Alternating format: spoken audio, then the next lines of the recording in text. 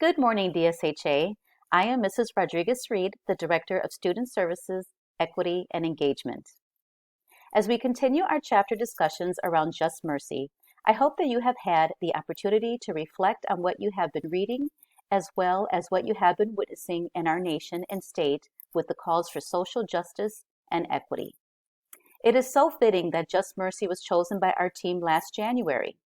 Who could have guessed that we would have so much to discuss and share as a result of the past few months of heartbreaking loss, calls to action for reforms, and a unifying desire to be better and do better.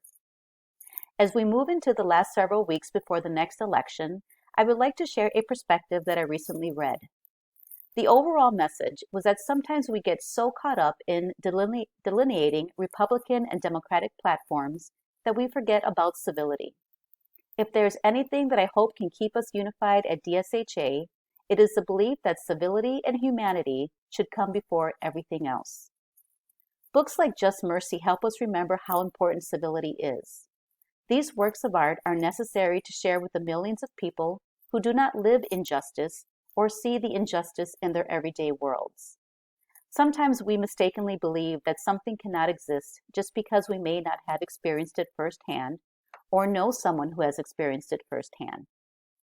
Books like Just Mercy remind us that we can identify injustice and inequities and work together to make the world a better place.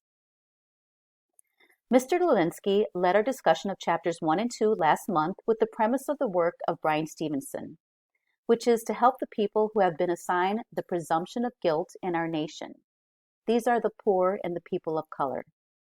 You journaled about the importance of your role in these important conversations, how you see yourself engaging in respectful conversations, how to keep an open mind and be open to other perspectives, and what you hope to gain from these conversations. Our expectation for today remains the same. This week we will discuss chapters 3 and 4, which will demonstrate to us how the presumption of guilt is played out in our justice system, a system that is supposed to be fair and equitable to all. We will start with Chapter 3, Trials and Tribulations. This chapter recounts Walter McMillan's arrest, the days leading up to his trial, the trial itself, and the verdict. Walter is arrested, but not for the murder of Rhonda Morrison. This arrest was made because the police and district attorney were under pressure to make an arrest. The arrest was based on the coerced witness testimony of Ralph Myers, allowing them to try to build their case with Walter already in prison. Walter McMillan is placed on death row before his case even goes to trial. This is illegal. While there, he meets other men who have been sentenced to death. The trial is moved from a community with a large Black population to a more affluent county with a much higher white population, therefore decreasing the potential of Black jurors serving on McMillan's jury. Walter's family raises enough funds to hire a legal team with experience in civil rights, but not being from the local area proved to be a hindrance for Walter's defense team. There is significant evidence to defend Walter, including multiple witnesses placing him at a family fish fry during the time of the murder. During the trial, nothing goes in Walter's favor, and even though he is innocent, after less than 3 hours of deliberation by the jury, Walter McMillan is found guilty of murdering Rhonda Morrison and sentenced to death. Chapter 4, The Old Rugged Cross. In February 1989, Eva Ansley in Stevenson opened a new nonprofit law center in Tuscaloosa dedicated to providing free quality legal services to condemned men and women on death row in Alabama. In this heartfelt chapter, Stevenson shares the details of the execution of a former Vietnam War veteran, Herbert Richardson. Stevenson reveals details of Richardson's earlier life that may have played a role in the development of his mental health. The Old Rugged Cross recounts the final hours before Richardson's execution, including painful goodbyes between Richardson and his family, and some of Richardson's final thoughts. Stevenson also reflects on employees in the penal system that are paid to carry out these death sentences. This chapter underscores the difficulties many U.S. military veterans face in obtaining medical support. By the mid-1980s, nearly 20% of the United States jail and prison population had served in the military. While the rate declined in the 1990s as the shadows cast by the Vietnam War began to recede, it started to rise again as a result of the military conflicts in the Middle East.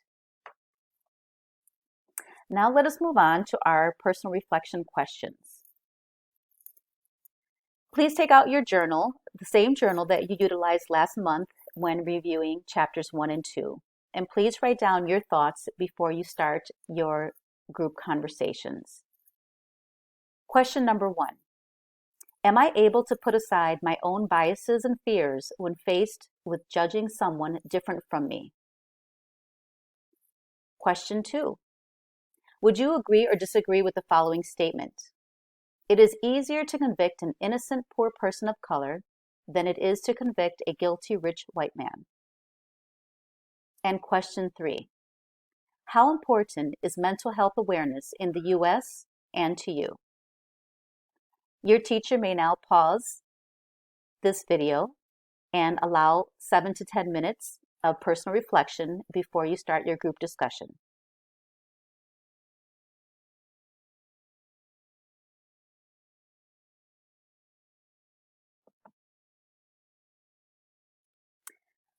All right, now we are on to our Chapter 3 questions, and these questions can be discussed in whole group format.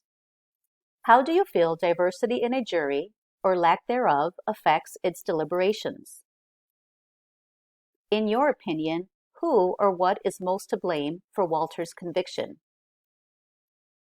The Sixth Amendment guarantees the rights of criminal defendants, including the right to a public trial without unnecessary delay, the right to a lawyer, the right to an impartial jury, the right to know who your accusers are, and the nature of the charges and evidence against you. Do you feel that Walter was able to exercise his Sixth Amendment rights during this trial? Why or why not? Your teacher may now pause this video in order to discuss these questions.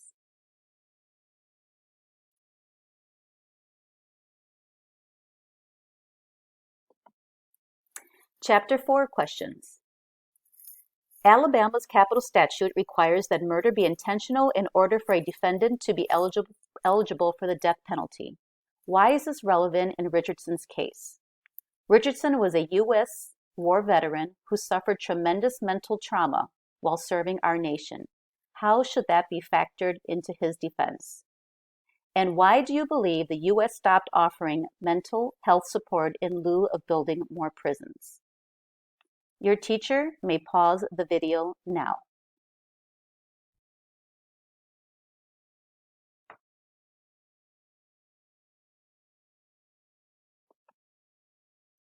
Finally, these are additional activities that you are able to engage in at your leisure in order to learn more about the death roll and death penalty by race, as well as Supreme Court rulings and veterans in prison. We hope that you have had a great discussion on chapters 3 and 4, and that you will continue to engage with us every month. Have a great day, Dashers.